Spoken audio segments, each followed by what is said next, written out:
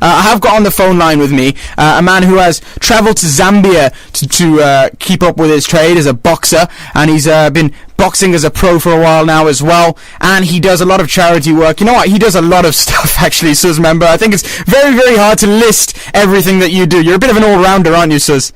I'm not sure about all-rounder. I just feel it's nice to give something back, whether it's, charity to people or whatever. I've been quite blessed. To be honest with you, since I was a young lad, I've not always done the right thing. I've always been on the wrong side of the tracks every now and then, and people have always supported me, never given up on me. So I think it's always nice, and not even nice. I think it's your duty as a man, to be honest with you, to give something back, and I think it's important to do that. Now, I believe you've, as you said, done a lot of charity work, and you're a fireman, and I think the first thing I want to ask you is, as a boxer, what got you into boxing?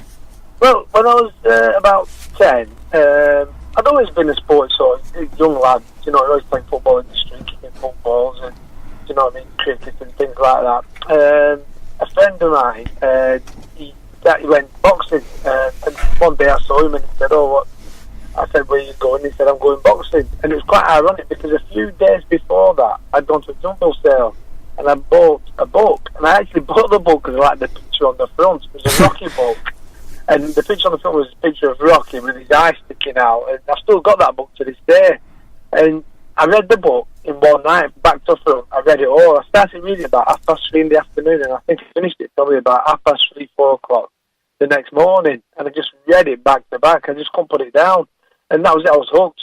The idea of boxing, somebody from from a not so great background making good, and it just went on from there. And just ironically, a few days later, a friend of mine was going training to a boxing club, and I just opted along with him, and the rest is history. And here we are.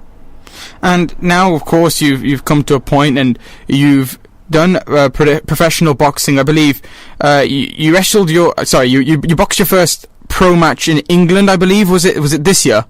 Yeah. I boxed at York Hall, Bethnal Green. Wasn't the best outcome, but we move on. I'm fighting and hopefully September, October time. And yeah, it's great. It's great not to be classed as a professional. I've done a lot of boxing. I did semi-pro boxing. I did quite a lot of unlicensed boxing, which is not. I wouldn't recommend it, but it's just something that I did personally. It was just something I did for the money, and it's not good because you can fight anybody. You're basically just going into a ring and they put somebody else in the other side and you fight. That's it. And it's not for the faint-hearted. It's rough. It's ready. It's very raw. And I wouldn't recommend it, but it's something that I did. And I wouldn't say I'm not proud of it. I did it because it was just there at the time. And now there's a professional boxer and a fully fledged professional in the boxing game. I'm quite proud to be able to say that. And I want to do things right and just go as far as I can. I mean, if it ends tomorrow, I'll do my best. If it ends tomorrow, then that's what the way it's going to be. And tell us about how you ended up boxing in Zambia. Yeah, I did a lot of mentoring work in the UK. I did something through the government with a group called, with an organisation called the North Flanks Training Group, and I was asked to mentor 16 youths.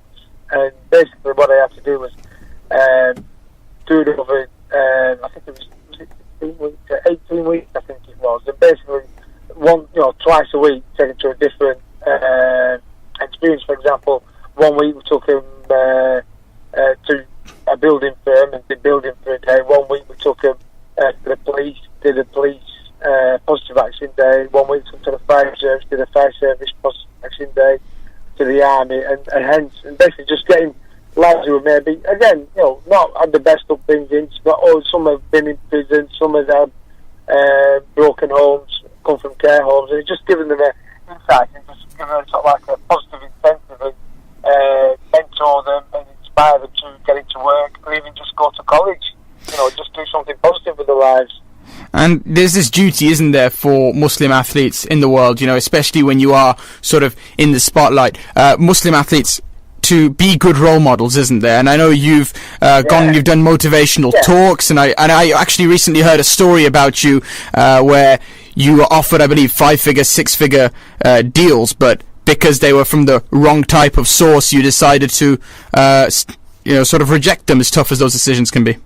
Yeah, I think, first of all, I've got to say this. I was offered a deal by an alcohol company when I went to Africa. Now, I've had so much support off it. So many people supported me and said, "Oh, well, don't turn it down." But then there's been other people who've come on and criticised me, and to the point where they say, "No, it's not true. Nobody would offer you an alcohol deal." Well, the truth is, they did, and the truth is, I did turn it down. And the thing that shocks me is that people are shocked that I turned it down. It wasn't massive sums straight away. I'm not saying that somebody came on and offered me £1 million contract. It wasn't like that. It was promoted an alcohol drink. Now, I turned it down because it was like a 2-year contract. And there was a lot of times to it, and eventually it would have been quite lucrative, but I turned it down purely for the fact it was alcohol.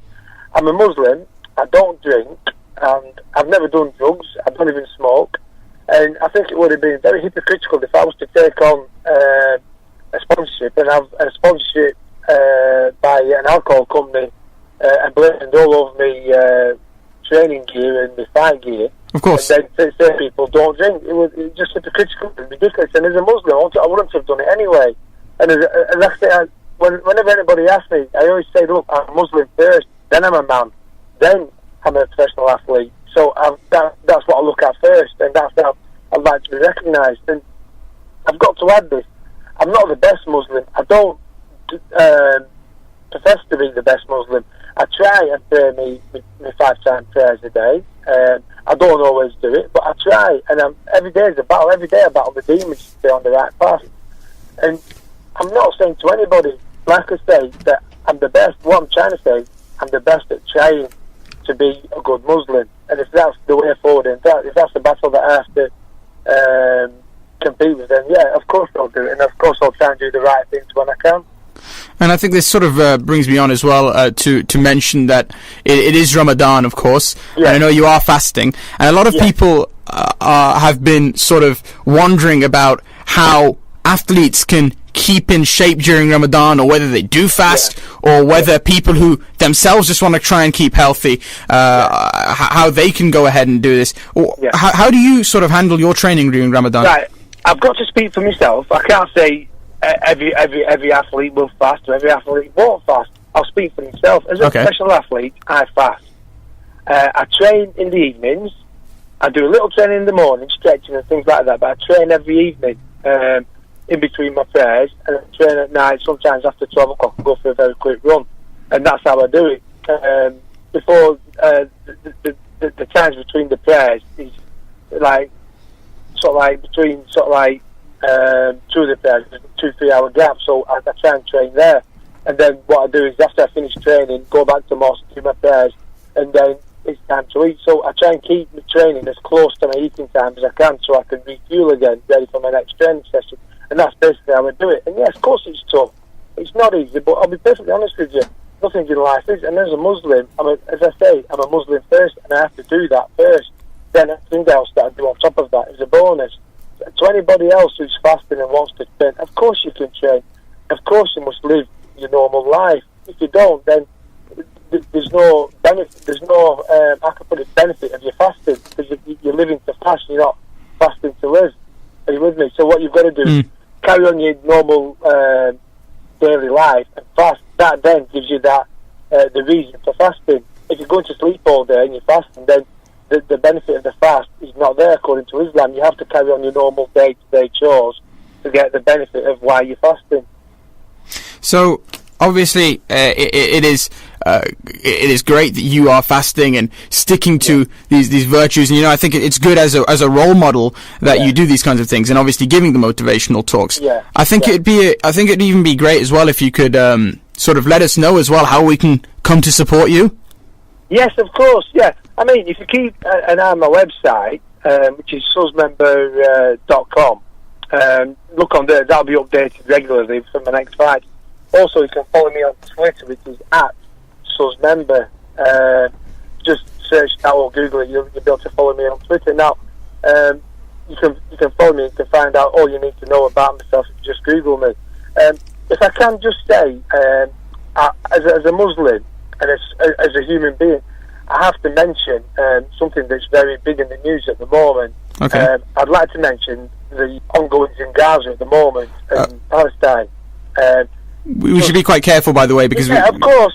we are a sports show. What I'd like to say is that I think the world should take notice of what's going on in Gaza at the moment.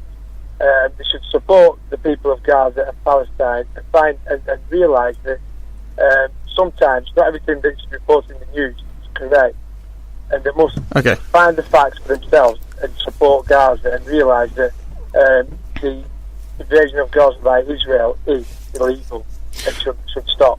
So, just sort of straying away from the political side of things, would you have a couple of words to quickly say to anybody who wants to come into boxing at a young age?